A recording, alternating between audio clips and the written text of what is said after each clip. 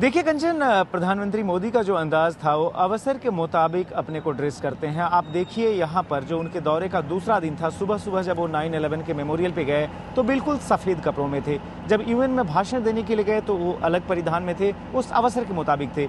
यहाँ पर चूंकि युवाओं का कार्यक्रम था, अगर भारतीय समय के हिसाब से बात करें तो 28 तारीख की सुबह 3:30 बजे का, जबकि अगर अमेरिका के हिसाब से बात करें तो 27 सितंबर की शाम 6 बजे का 5 मिनट का जो भाषण था। आप ध्यान रखें कि जो कार्यक्रम था वह ग्लोबल सिटीजन फेस्टिवल के तौर पर था, जो कि गरीबी उन्मूलन के खिलाफ जो लड़ाई है उसमें युवाओं का वो एक संगठन है जो कि पूरी दुनिया के लिए काम करता है। उस अवसर के हिसाब से गए थे। ध्यान रखें कि वहां पर रॉक कॉन्सर्ट था, एक के बाद एक जो तमाम जो अमेरिका के मशहूर जो रॉक स्टार्स हैं वह अपने संगीत से लोगों को लुभा रहे थे। उनके बीच जब मोदी पहुंचे तो चूंकि 50,000 से भी अधिक युवा न्यूयॉर्क के उस सेंट्रल पार्क में जमा थे, तो मोदी ने, आप ध्यान दें कि विदेश जब जाते हैं या देश के अंदर अमूमन वो हिंदी में बात करते हैं, लेकिन उन्होंने देखा कि सारे के सारे अमेरिकी युवा हैं, अगर उनसे अपने को जोड़ना है तो अंग्रेजी में बात करनी होगी, और फिर फर्राटेदार अंग्रेजी में 5 मिनट तक। और अगर उनकी डायलॉग डिलीवरी की बात करें, जो युवाओं का जो अंदाज होता है उसी तरीके से, यहाँ तक कि जो उन्होंने अपना भाषण खत्म किया तो हॉलीवुड की जो एक बहुत ही मशहूर फिल्म है उसका एक फेमस डायलॉग बोलकर किया, भरोसा ये कि युवा चाहे तो कुछ भी कर सकते हैं। और इस तरीके से पूरे अपने भाषण को बिल्ड किया नरेंद्र मोदी ने। जो उनका दौरा है, आप ध्यान रखें कि उसका ज़्यादातर पहलू राजनीतिक है, कूटनीतिक है, लेकिन यहाँ पर जो सेंट्रल पार्क के अंदर जो कार्यक्रम हुआ उसमें मोदी युवाओं से अपने अंदाज में, एक तरह से कह सकते हैं जो किसी कोई रॉक स्टार जिस तरीके से बात करता है उसी अंदाज में बात कर रहे थे अंग्रेजी में प्रधानमंत्री मोदी।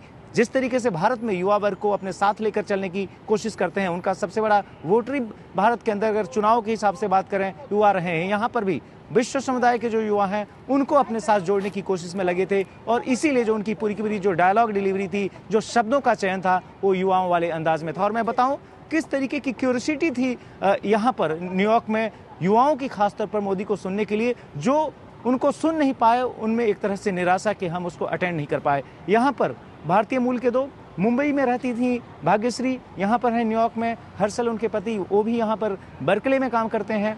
दोनों उस गार्डन तक गए जो सेंट्रल पार्क है, मौका नहीं मिला, निराशा कहीं ना कहीं। भाग्यश्री, आप सुनना चाह रही थी मोदी को इस अंदाज? एब्सोल्युटली, बहुत मैं I was very excited to go to Central Park कि मैं उनको सुन सकूं।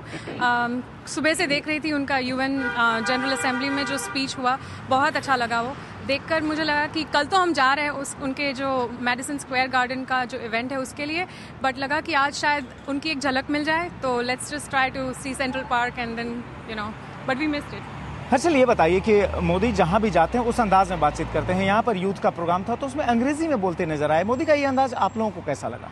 काफ़ी यूनिक और प्रॉब्ली इंडियन पॉलिटिशियन के लिए अनलाइकली लग रहा है, और प्रीटी प्राउड लग रहा है कि काफ़ी बड़े हीरो जैसे लगते हैं, मतलब ही कैन डू एनीथिंग, वैसा लगता है। तो मोदी चाहे तो कुछ भी कर सकते हैं, यह भरोसा उन युवाओं को भी है जिनका ताल्लुकात भारत से है। और जो लोग उस प्रोग्राम को नहीं अटेंड कर पाए उन्हें इस बात का दुख भी है कि उस मौके से चूक गए, क्योंकि मोदी का वो एक खास अंदाज था अंग्रेजी में बोलते हुए मोदी, वो भी फर्राटेदार ढंग से, एक्सटेम्पोर, और वो भी युवाओं को उनके अंदाज में संबोधित करते हुए। ये एक ऐसा अवसर था जो कि लंबे समय तक याद किया जाएगा जब भी मोदी के कार्यक्रमों की बात होगी, उनके भाषणों की बात होगी।